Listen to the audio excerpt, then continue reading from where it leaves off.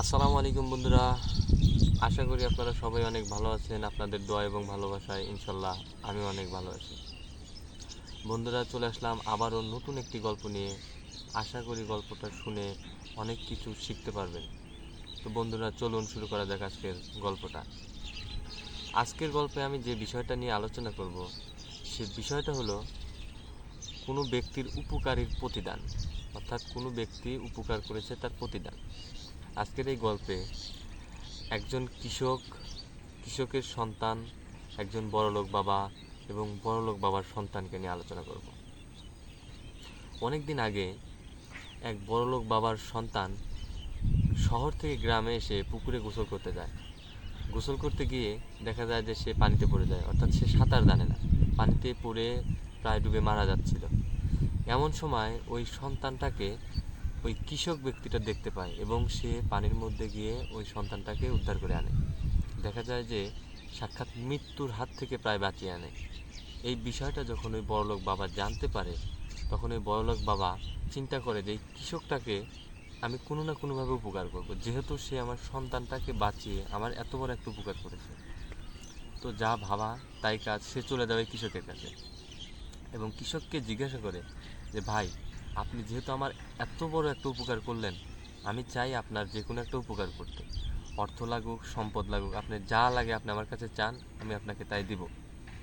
তো তখন ওই কৃষক বলে যে ভাই, আমি অর্থ সম্পদের জন্য আপনার সন্তানকে বাঁচাইনি। আমি একজন মানুষ, দেখছি একজন মানুষ পানিতে পড়ে মারা যাচ্ছে, সেই দায়িত্ব থেকে আমি আপনার সন্তানকে বাঁচিয়েছি। এই কথাটা শোনার পর ওই বড় লোকটা একদম বিমোহিত হয়ে যায়, অনেক খুশি হয়ে যায়, তার মনটা ভরে যায়।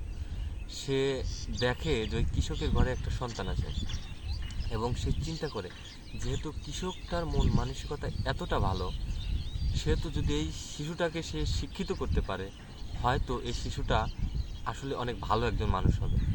তো তখন ওই বড়লোক ব্যক্তিটা ওই কৃষককে বলে যে ভাই, যেহেতু আপনি আমার কাছ থেকে কোনো অর্থ সম্পদ নেবেন না, তাহলে আমি আপনার একটা উপকার করতে চাই। তো বলে যে আচ্ছা, আপনি কী উপকার করতে চান? তখন বলে যে আমি আপনার সন্তানকে একটা ভালো বিদ্যালয়ে লেখাপড়া করতে চাই এবং ভালো একটা মানুষের মতো মানুষ করাতে চাই। তখন কৃষক চিন্তা করে যে হ্যাঁ, এটা হতে পারে, আমার সন্তানের ভবিষ্যৎটা উজ্জ্বল হবে। সে তখন রাজি হয়ে যায় এবং ওই বড়লোক বাবা ওই গরিব ঘরের কৃষকের সন্তানটাকে শহরে নিয়ে যায় এবং ভালো একটা বিদ্যালয়ে পড়াশোনা করানোর পরে একটা সময় দেখা যায় যে ওই সন্তানটা অনেক বড় মাপের একজন ডক্টর হয়ে যায়।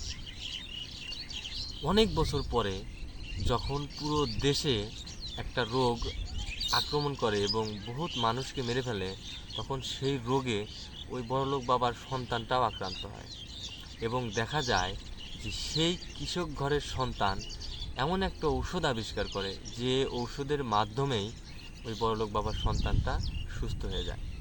তো বন্ধুরা, মানুষ গরিব হোক বা বড়লোক, যদি তাদের মন মানসিকতা ভালো থাকে, কোনো না কোনো একদিন যদি তাদের উপকার আপনি করে থাকেন, তাহলে অবশ্যই তারা তার প্রতিদান দেবে। আশা করি আপনারা গল্পটা বুঝতে পেরেছেন। ধন্যবাদ বন্ধুরা।